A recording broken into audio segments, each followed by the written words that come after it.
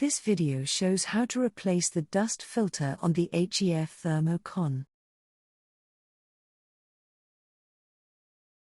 First, untighten the screw to remove the front panel.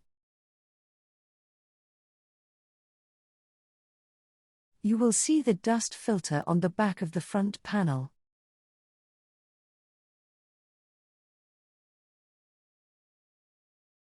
Slide the dust filter off to remove it from the front panel and replace it with the new filter. Snap both sides of the new filter to the front panel to fit.